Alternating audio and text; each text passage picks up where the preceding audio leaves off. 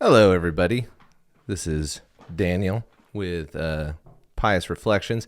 I just got back from a Dominican Rite Mass, and I don't go to those very often because, number one, they don't happen very often at our parish. But tonight we were talking about Our Lady of the Rosary. There was a special Mass for that feast day, and there was this pretty incredible moment that I wanted to share with everybody because I feel like a lot of times people don't really, they're all over the place now, but, God moments in Catholic churches sometimes for Protestant listeners may not know some of the cool things that Catholics get to experience when they're in Mass.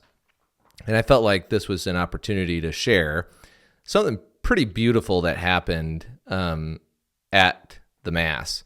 And, this kind of comes back to this idea of the question that was posed to me when I was in seminary from one of our professors. What do you do about, obviously, the question of those who have never heard, but what about those who are disabled? What does it mean for them to have faith? What do those things mean? And one of my professors told me this story about how he was preaching at a big, huge church in Charlotte, North Carolina, and it was one of the largest churches out there. And as he was preaching this sermon on faith, a group of Down syndrome kids rolled into the sanctuary and sat down and with their leaders and stuff to kind of keep them focused on the sermon and quiet during the preaching. And as he was about to kind of really get into his sermon, he suddenly had this epiphany of, I don't think that any of them are going to understand what I'm saying about salvation in this sermon. And he posed this scenario to us as the students in seminary. And this was not a Catholic seminary. For those that don't know, I was a convert and recent one. So, take everything I say with a grain of salt here. But at the end of the day, he put this question to us, and he said, what do you do with people like that? And the class began to discuss, they began to debate, God has mercy. Others were like, well, you got to have faith. So, if they don't believe, just kind of the back and forth. But everybody was pretty uncomfortable with the idea that Jesus didn't love these kids. And if they didn't say the magic prayer, of the sinner's prayer, that they weren't going to get into heaven. But it did raise an interesting question. What does it mean for salvation for these individuals? And that story had stuck with me for a long, long time. And I never really felt like the Protestants had an answer to that. And I still think that they struggle to answer that question because our professor, who was a very well-experienced missionary, he'd gone all over the world. He had done incredible work for God and given up his life in a lot of ways, as Catholics would say, better than most Catholics would. And he still said, sometimes you just got to let God be God, basically. That these kids are basically in a category of their own, and we don't really know what God's plan is for them. We don't necessarily know, but, given his mercy, I think we can be confident that he loves them as much as us, and he's going to bring them into heaven with whatever little faith they have. But this ultimately leads to a problem with the idea that faith is a mental assent to a belief, because not everybody can give a mental assent. But everybody can submit. And so that's where I wanted to go with this tonight. It was kind of a crazy situation. For those that don't know, the Dominican Rite is basically all in Latin. It's a longer Mass. It's similar to the TLM, although I've never actually been to one of those. But from those who have gone to both, they tell me that ours is very similar. And while I was there, the priest gave this homily about how when he was praying the Rosary, because today was our Lady of the Rosary feast day, and so the theme was a lot of the Marian prayers within the Rosary. And he started talking about this time when he was praying the Rosary and that he was praying the sorrowful mysteries. So for those that don't know what those are, when you have your Rosary, I've got one right here. I'll pull it out for you guys right there. So you got your big beads right here, and each one of those are a mystery. And by mystery, what we mean is that they're a divine mystery, like, in the same way of like, well, why would God send his son to die? It's a mystery to us. We don't really know why God chose that way, but he chose that way nonetheless. And so these mysteries are here for us to reflect on. And so as you go through the sorrowful mysteries, you'll end up going through the agony in the garden is the first one. And then you'll pray 10 Hail Marys. And then you go to the next one, which is the scourging at the pillar, pray 10 Hail Marys.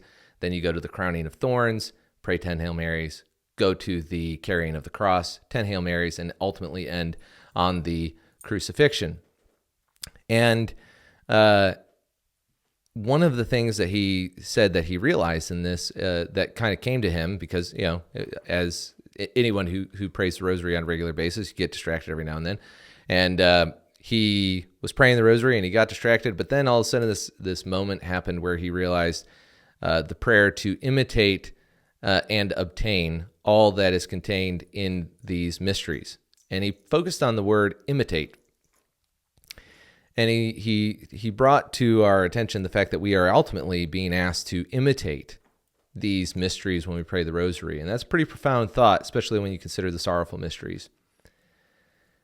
And he continued talking about how Mary gives us the rosary and in order for us to be shaped into Christ, like by meditating on these mysteries, that the rosary is a gift and that Mary ultimately wants to form us into the image of her son. In the same way that Christ was formed in her womb, so she wants to form Christ in us. And there was this, and it was just a beautiful image. And there were a ton of people there for Mass. Felt like people were going up to receive for almost 20 minutes is what it felt like. And but during Mass, there was this there was definitely a handicapped person in the audience, and during some of the music, you would hear some commotion in the back or a loud noise, or and it could be distracting, but it wasn't ever too much. And the Mass, for those who don't know, in the Dominican Rite, it's a lot quieter than the Novus Ordo. So there's a lot of prayers that the priest is just praying up there as we observe. And so this became a apparent thread. And one of the things that, as I went up to receive, I walked back to my seat and I knelt, and I noticed that this mother was walking with her child like this, in her arms. And they were the last ones to get up there. And they knelt down, and there was only one priest offering the Mass with a couple servers, but basically the priest was the only one offering. And this mother put her arms around her daughter as she was kneeling before to receive the Eucharist. And I thought of my professor's conversation about, what about these young kids who don't understand? And this mentally disabled person's was a teenager and much taller than her mom. And but the mom kept her calm at the altar, just like Mary would when we talk about, we find, shelter in your mantle or prayers like that. You couldn't help but notice the Marian image of this mother helping a disturbed child at the altar. And the child started to get a little bit more mobile at the front, started kind of moving her hands, and the mother gently brought her hands in. And one of the things that happened as the priest started to come closer, the child got calmer and calmer and calmer to the point at which she eventually stopped moving, right as the priest brought our Lord to this child. And the child received Christ on the tongue for those that care.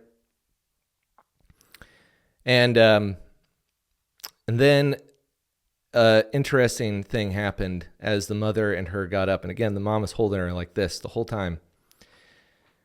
And it reminded me of St. Bernadette and the apparition. One of the things that they talked about with St. Bernadette's apparition of Mary at Lourdes was the way that Bernadette made the sign of the cross.